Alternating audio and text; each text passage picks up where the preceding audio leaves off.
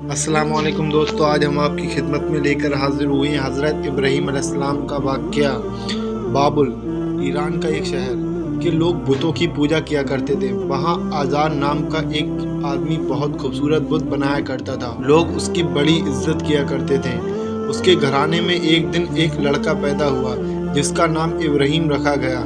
बच्चे की परवरिश एक अमीरजादे की हैसियत से होने लगी। बच्चा तेजी से बढ़ने लगा। बचपन से ही उसने अपने घर में मूर्तियों का कारखाना देखना शुरू कर दिया।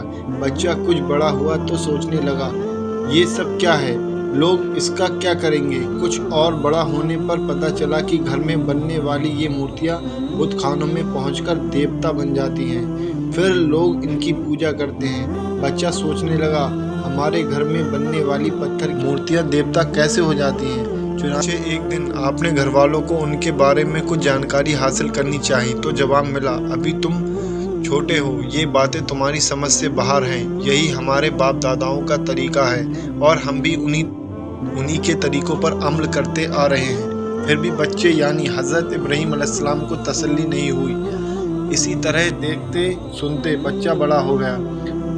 कोई उसे तसल्ली भरा जवाब न दे सका। उसने अपने दिल में सोचा, मेरे ख्याल के मुताबिक अगर मूर्तियाँ देवता नहीं हैं तो फिर दुनिया को पैदा करने वाला और मालिक कौन है, किसकी वजह से ये पूरी कायनात चल रही है। इसी सोच में एक रात हज़रत इब्राहीम अलैहिस्सलाम घर से बाहर आए। ऊपर नज़र डाली तो आसमान पर एक बड़ा तारा जोरदार रोशनी बिखेरते हुए नजर आया। आपने सोचा, क्या ये खुदा हो सकता है। आप भी कुछ फैसला न कर पाए कि थोड़ी देर बाद चांद निकल आया। उसकी रोशनी के आगे तारे की रोशनी कम पड़ गई। आपने फिर सोचा, क्या ये खुदा होगा। रात बीतती रही, यहाँ तक कि सुबह की सफ़ेदी जाहिर हुई और थोड़ी देर बाद सूरज निकल आया। सूरज को देखकर आपने मन में सवाल किया, ये तो तारे और चांद से भी रोशनी वाला है और ताकतवर नज़र आ रहा है, तो क्या ये खुदा होगा। शाम होते होते सूरज की रोशनी भी कम हो गई और सूरज डूब गया। फिर आपने ऐलान फरमाया, ये सब खुदा नहीं बल्कि खुदा की मखलूक है। इन सब को पैदा करने वाला और सारे जहां का पालनहार ही खुदा है। मैं उसी पर ईमान रखता हूँ, उसे ही अपना माबूद मानता हूँ।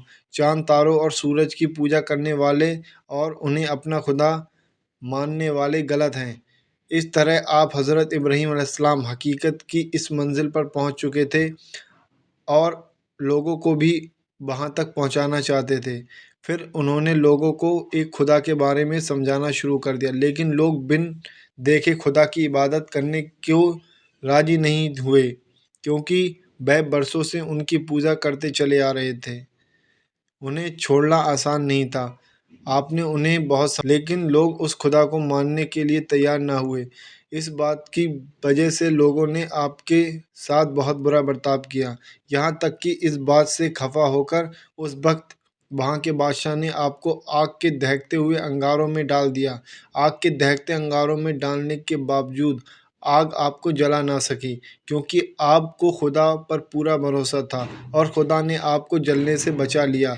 आपने हक की राह में बड़ी बड़ी कुर्बानियाँ पेश फरमाई। अल्लाह की राह में उसकी रज़ा के लिए आपने अपना वतन तक छोड़ दिया। आपने अपने चहीते बेटे को अल्लाह की राह में कुर्बान करने को तैयार हो गए, लेकिन खुदा का करिश्मा ऐसा था कि ऐसा होने ही नहीं दिया। इसी करिश्मे की याद आज हम बकरा ईद का त्यौहार मनाते हैं। अल्लाह पाक ने आपको हर इम्तहान में कामयाबी और दुनिया व आखिरत की सुख रुआई बख्शी। आपको खुदा की ओर से पैगंबर का दर्जा मिला। तो दोस्तों, वीडियो को लाइक और चैनल को सब्सक्राइब करें ऐसे ही प्यारे प्यारे वाक्य सुनने के लिए।